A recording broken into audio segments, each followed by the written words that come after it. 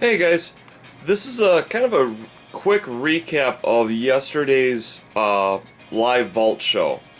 Um, what I'm going to be going over is girders.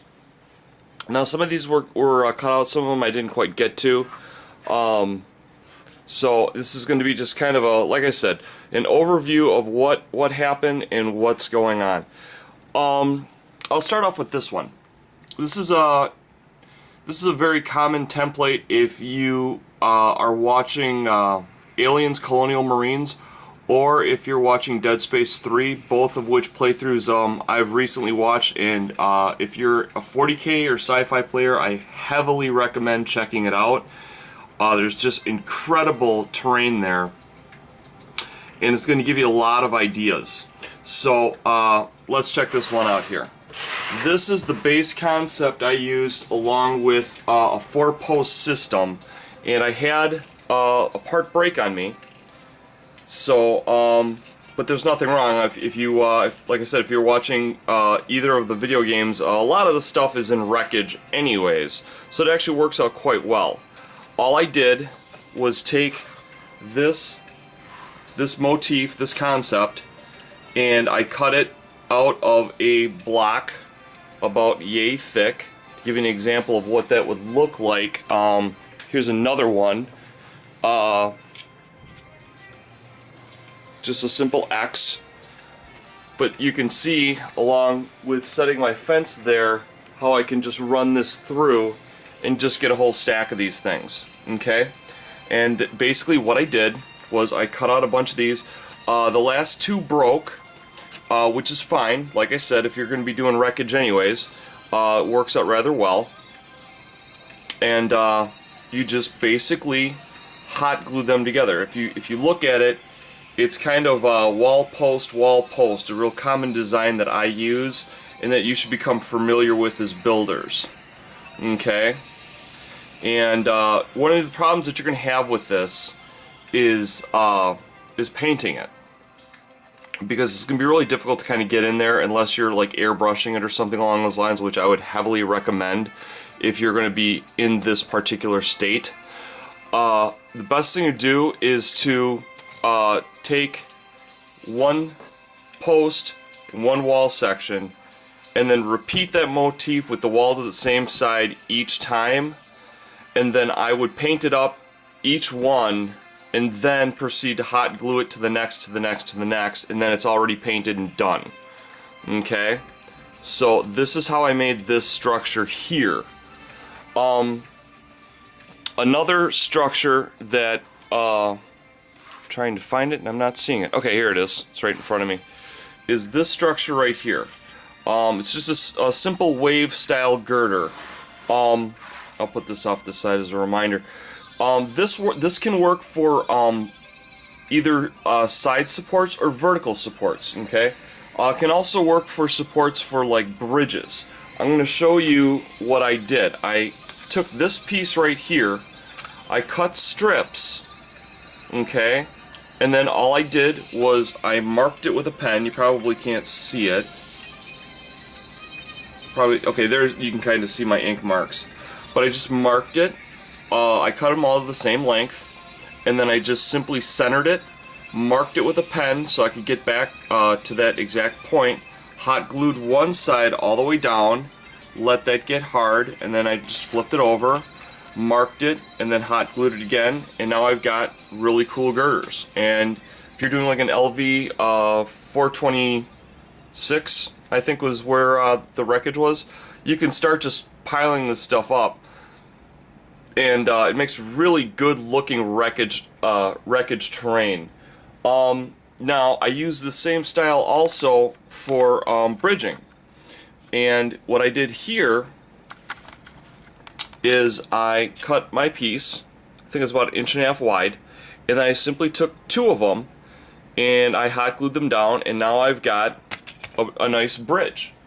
You know, it's more than wide enough for troops to move along and whatnot. I think it'll even fit like the larger 40mm base. I think that's roughly 1.5 inches anyways.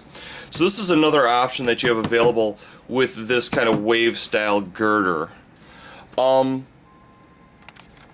thing that I did was I utilized, we'll add to the wreckage pile. We'll have a really nice LV422 wreckage pile by the time this is done. This is kind of a box style pattern. Now originally I should have gone the same width or depth as this width because it would glue together better, but I went with a thinner one just to try it out and see how it ended up looking. It didn't end up looking bad, it just didn't end up looking as balanced. Getting rid of a little piece of hot foam there. Not bad, not a bad style, but it kind of looks a little bit empty here, and that's why you want to run the same width, because you're going to go, in this one it's not wall post, wall post, wall post.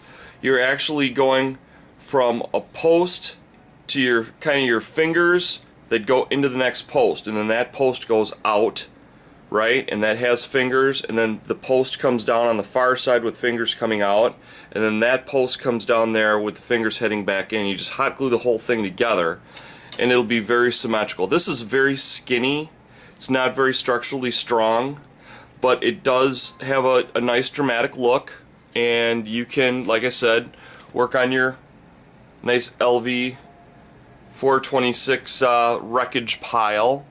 And some of the cutaways that you're going to get from these things will look like this. And all I did was just cut them and stack them, right? And then I put a little bit of base on them, so if you want to do, like, you know, siding along a building to look sci-fi-ish, that's a nice looking piece of detail to do it. One last piece, and I did just an example cut here. I took this piece here. Ignore those squares in the middle. What I did was I just cut these out, and then I got this set shape here, and it was a block yay thick. Then what I did was I continued on these indentions onto my side and onto my other side. And that gives me a nice 3D looking container. I could easily cut out some fancy doors and put them on the side. And to give it a little added detail, what I did was I first cut vertical lines here along my saw. They're not very deep, just deep enough to give you some interesting detail. Then what I did, once I had cut these in along the blade, imagine the blade being right here, and I just cut, and I get a nice little series there. Then all you do is you just flip it on the side, and you've already got that line there. And then you just go in and touch it, and then do the same on the other side.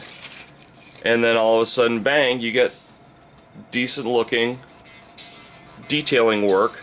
Like I said, you could easily slap some doors on it. You can put that down there along with your wreckage pile. And you're going to get other excess pieces as you cut stuff out. Flat pieces. We've got a couple of these. Got a wave piece.